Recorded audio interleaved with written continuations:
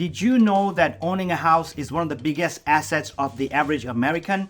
But did you also know that if you lose title or the home because you made a stupid mistake on the title transfer or how you wrote the title when you bought the house or when you refinance, it could be also your biggest loss of your life? So in this video, I'm going to talk about some of the caution you should take when you transfer title. I'm going to give you real life examples when you transfer title or when you do a quitclaim deed. So let's talk about some titles before I talk about the caution. How do you hold title? Well, I'm in California, so if you're married, and I'm just going to give you general information, if you're married and you buy a house, you can hold the title as community property between wife and husband, or you can buy a house as joint tenancy, you can buy a house as tenants in common, you can buy it as an LLC or an S corporation, and there are other ways to hold title. There is also ways to show how much ownership you have. So let's say if I buy a house with my brother and I'm putting 60% down, and I could claim that I own the house 60% and he can own 40%. So there's a lot of ways to do it. So the caution is, the number one caution is, when you buy a house, when you refinance, or where you transfer title to your house using a quitclaim deed or recording it with this county that you belong to, consult an accountant, consult an attorney. Don't just buy a house. I've been selling homes for years and years, and one of the forms that escrow, because in California we use escrow company, I know in some states you use closing attorneys, so they send a form to us showing how do you want to hold the title. Most people just sign it off. They call me up or call their agents and say, how should I hold title? And we always recommend talk to your accountant, talk to your professional, because it is very, very important how you hold title. Do you want to hold it as a single person, as a joint tenancy, tenants in common, who owns how much on the percentage, etc., etc. I won't talk about details on the title, but I wanted to give you the information that there's a lot of ways you can hold title. Also, the other thing is, how do you transfer title? Well, I did a video a couple of years ago, and I'll have a link at the end of this video on how to transfer title using a quitclaim deed. That's one way to transfer title. But the disadvantage is, there are many. One of the disadvantages is that you may lose tax consequences when you transfer. Do you have a loan on it? Do you have a lien on it? So when you do a quitclaim deed, all the liens on the property stays on the property, does not go away. If you have a mortgage on it and you quitclaim to somebody, let's say I have a house and I have a mortgage on my name and I quitclaim the deed to somebody in my family, well, they may own the house, but I have the mortgage. So there's some consequences of not transferring the title correctly.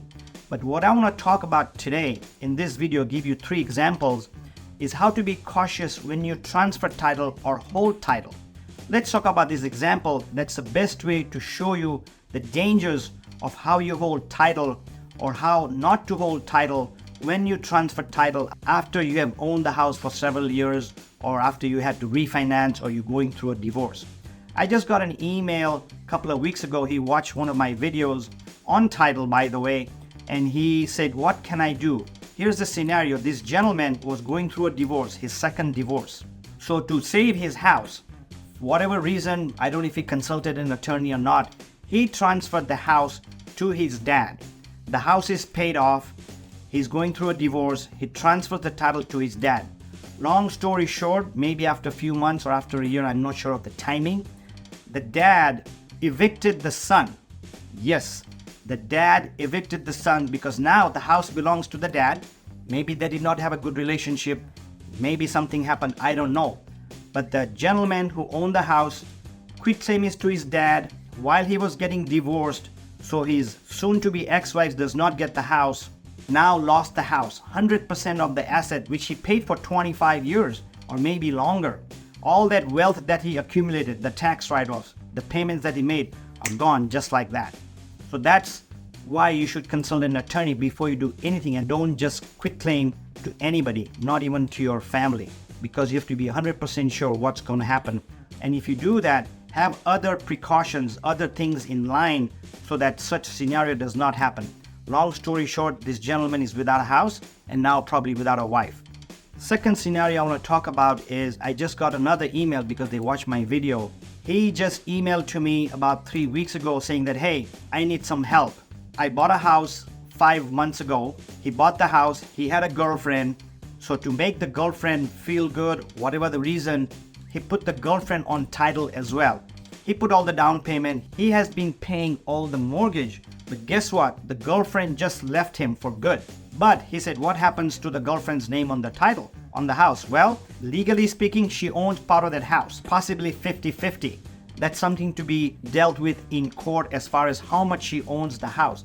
But legally, she has a stake in the house. This nice guy who had a girlfriend wanted to make her feel better, put her on title, and now he's losing the house or portion of his house. I'll give you another example. About 20 years ago, when I was newer in the business, not new, but pretty much newer in the business, I sold a house to this young couple.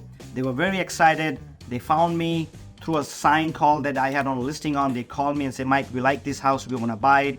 I called them to my office, chatted with them, and found out that they were just about to get married, but they were not married yet. And I told them, is make sure you talk to an attorney how you want to hold title. Well, we opened escrow.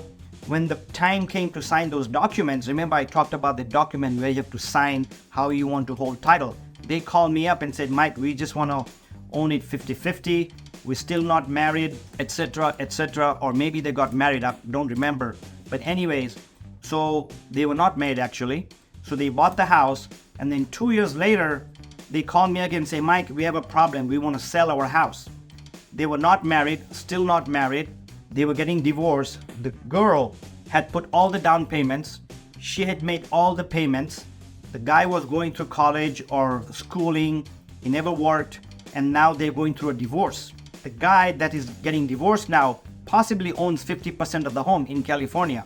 I don't know the legality, but the long story short, the lady probably going to end up losing or lost half the house, or at least 40-50% of the house. So these things do happen. You have to be careful how you hold title. Consult an attorney. I said over and over again, consult an attorney, consult your parents, consult a professional how to hold title, because when you transfer title, especially when you're using a quitclaim deed, and it's not a sale, but you're just transferring the title, and usually you transfer title using quitclaim deed for people within your circle or somebody you know. You never quit title of your property to stranger or you don't know who they are, because usually when you have a quitclaim deed, there's no transfer of money because it's not a sale.